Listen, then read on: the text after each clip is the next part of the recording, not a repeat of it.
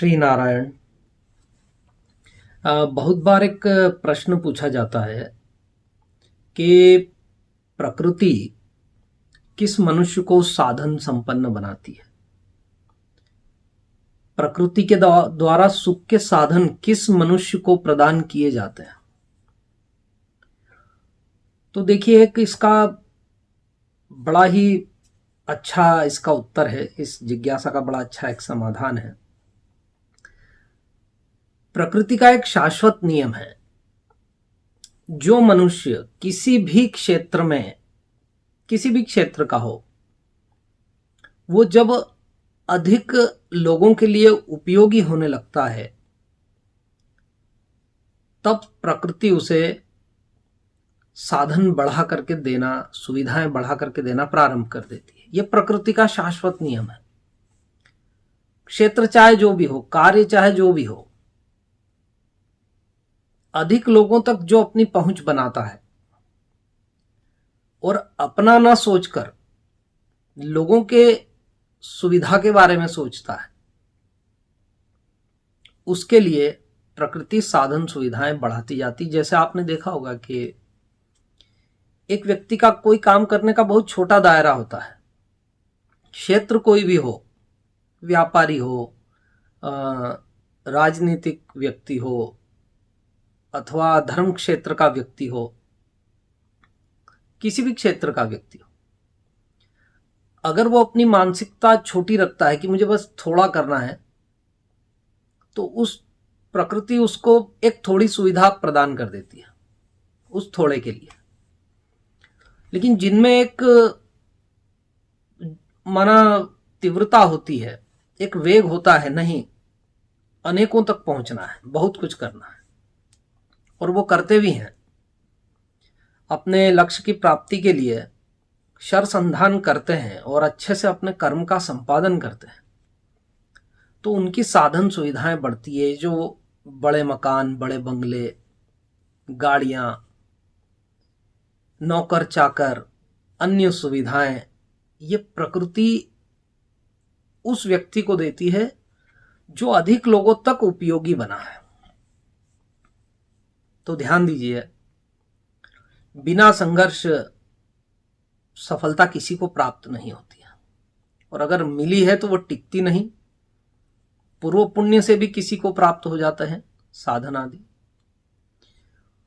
तो आप ध्यान दीजिए, अगर आप प्रकृति से ये चाहते हैं कि प्रकृति आपको साधन दे, तो आप यहां पर हाथ धरे अगर बैठे रहेंगे तो आपको कुछ प्राप्त होने वाला नहीं। आपको करना होगा, सभी तक पहुंचने के लिए प्रयास करना होगा।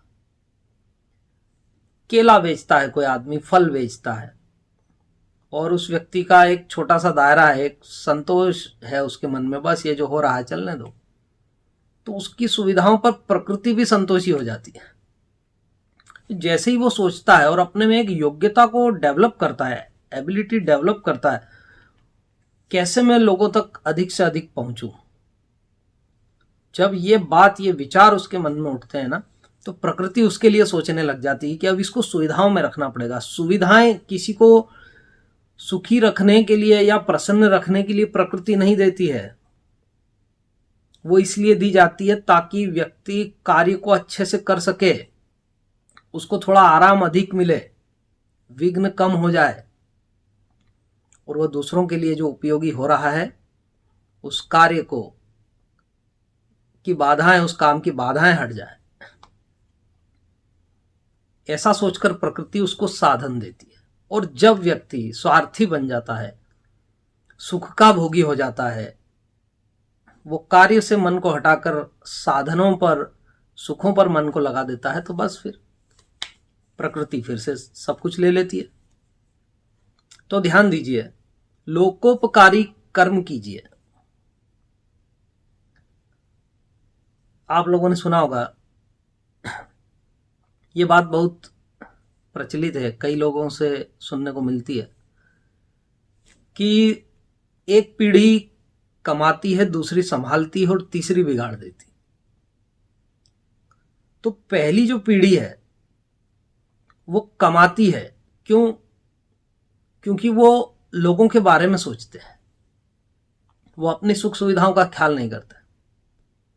और जो दूसरे होते हैं, दूसरी पीढ़ी के लोग, उन्होंने पहली पीढ़ी वालों को देखा होता है, तो कुछ संस्कार उनमें पहली पीढ़ी वालों के होते हैं, तो वो भी उनके अनुसार, थोड़ा उनके संस्कारों के अनुसार करते हैं, इसलिए साधन सुविधाएं टिकती है।